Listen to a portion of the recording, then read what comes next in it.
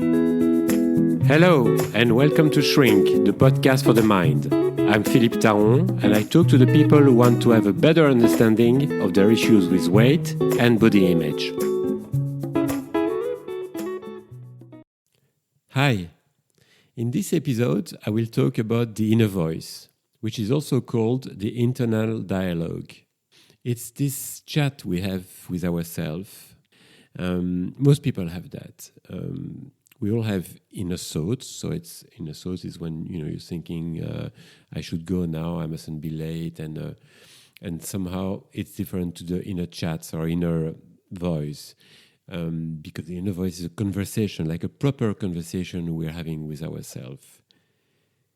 Most of us have quite a negative conversation with ourselves, and when talking more specifically about food and about overeating and being overweight, there is this constant dialogue for many of us, thinking, okay, tomorrow I'm not gonna eat as much as I did today. Tomorrow morning I'm gonna make sure that I don't start eating before it's 10 a.m. so that I won't get hungry before it's 2 in the afternoon, and it's this planning that some of us do all day long. It can be the planning, it can also be the judgment that we're having. Why am I eating that much? Why can't I stop? The next meal I'm not going to have any starter, or I'm not going to have any dessert, or this is the really, really last glass of wine I'm having. Okay, I'm just going to have one more. It's this constant negative dialogue that many of us have. Many of us having issues with their weight have with ourselves, about food, about alcohol as well. I think the idea to change that way of thinking, that way of behaving, is first to acknowledge, to find out that we have this dialogue. Because it's usually something which is kind of unconscious. We don't really realize that we're having this constant chat with ourselves. So first of all, realizing that, yes, in fact, I'm having this conversation with myself, and they're not pleasant ones. And instead of rejecting them and trying to repress them, it's thinking, okay, I'm doing it again. I'm having this conversation where I'm treating myself in a way which is really negative, where I'm feeling guilty, when I'm making plans that I know I won't be able to stick to. I'm having this chat with myself. That's the first thing, is acknowledging that it is happening. We not repressing it, because the more you tend to repress it, you can repress it for a bit, but not for very long. And then the idea is to change that dialogue, to change that conversation. And it can take time. The idea is thinking, yeah, I'm very tempted to have one more glass of wine, or I'm very tempted to eat, to finish that pack of chocolate. I know it can be comforting somehow, but I know, that afterwards I will regret it. So even though I would find it comforting, I'm not going to have it. It's changing the nature of this dialogue with yourself. It takes some time. Maybe I've just said it before, I don't remember. But sometimes when I'm recording a podcast, I feel like I'm having a conversation with myself as well. But, I know that at some point someone will listen to this podcast. And thank you for that, by the way. So you can change the nature of this conversation and making it a more positive one. Making sure that you put guilt aside, because guilt is really toxic. It's something I've mentioned many times before. Guilt has never helped anyone changing their behavior. The more you feel guilty, the more you have a negative image about yourself, and the more you're likely to repeat a pattern that you've been doing and repeating years after years, weeks after weeks, or whatever. So, how do you change this dialogue with yourself? Well, it's about being kind, if not loving, because being loving maybe is a bit too demanding for many of us. Loving to yourself, I mean, it's being kind and thinking, no, I'm not going to talk to myself this way anymore. I wouldn't talk to anyone else that way, in fact. I wouldn't dare telling to my friends or to my kids or to my partner. I wouldn't talking to them the way I'm talking to myself. So why would I do that? Why is it okay for me to be so hard on myself, to be even sometimes rude to myself? So I'm going to talk in a more gentle way to myself. I'm going to be kind. I'm going to be respectful. I'm going to have empathy for the things that I'm going through. So that's the first step in my mind. The idea is not to stop having this chat, this dialogue, or this inner voice, this inner conversation, but to change it to a more gentle one, to one that is more beneficial to you.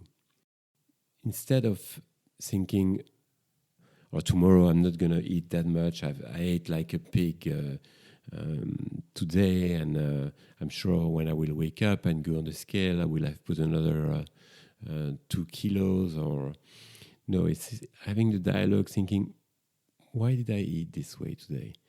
What happened to me? Why do I keep repeating that? Why is it difficult for me to change that pattern? What would happen to me, in fact, if I would change? If I would eat less, if I would drink less?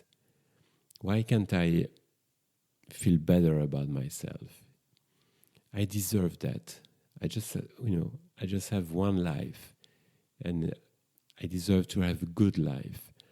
I deserve to have a life where I don't feel bad about my body, where I don't feel bad about my behavior, where I feel more healthy. So tomorrow I'm going to make sure I will be more gentle. I will eat in a healthy way.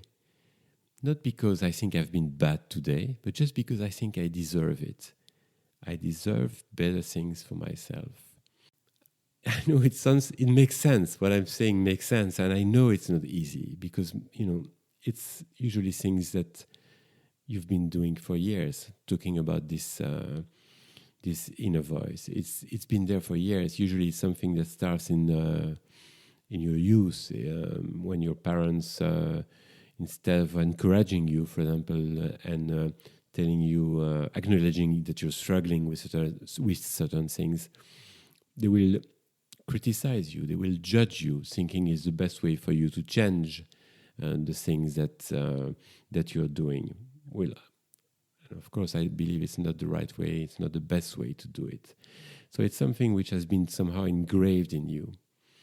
Being judgmental, thinking that you're not good enough, thinking that somehow you will never get to a point where you'll be, if not happy, anyway, okay with yourself. I think I like this idea of being okay with who we are, accepting who we are, and eventually wanting to become a better version of who we are. But again, this takes time, and it has to be done step by step. When I say step by step, it means sometimes you will get back to the old scenario. Well, you will be tempted to judge, to criticize, to be hard on yourself, to feel bad about your behavior and things like that. In order to find this alternative voice, you should practice this all the time. Not only when you're eating, of course, because if you tend to be judgmental and hard with yourself when you're eating, you're probably doing it for other things, thinking, I should go to the gym. Yeah, but when I go to the gym, I feel like shit because I feel like everybody's looking at me, and I'm too fat, or I'm too like this, or I'm lazy anyway. What's the point of going to the gym? I will never have that body that I wish I would. And so it could be that you have this inner voice telling you things about you going to the gym, but also maybe you spending too much money, which you maybe don't have. And this is the very last pair of shoes I'm going to buy. Oh, come on, you deserve these shoes. Yeah, I deserve these shoes. Why would I deserve these shoes? I've got so many shoes already. Yeah, but they look really good, and you got them for a really good price. And yeah, but still, I don't have the money. I don't even know how I'm going to pay my rent at the end of the month. So why did I buy these shoes? So it can be about money. It can be about the gym. It can be about relationships. It can be about, I should go to bed now. I'm so tired. Yeah, but I wish I could see one more episode of that series. Such a good one. But yeah, I'm really tired. Yeah, and tomorrow I'm going to feel like shit again if I don't go to bed. And but if I go to bed now, I won't be able to fall asleep. And it's this constant dialogue. Maybe you use other words than the one I use.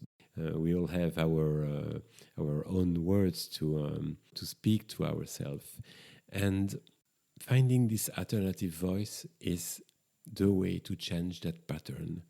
Is the way to quiet down this inner dialogue. Not to mute it, because I think in my mind, it's impossible to mute it, but you can make it a more positive one. I know I tend to repeat myself in this recording, but I think it's important. I want you to really feel like you can change that.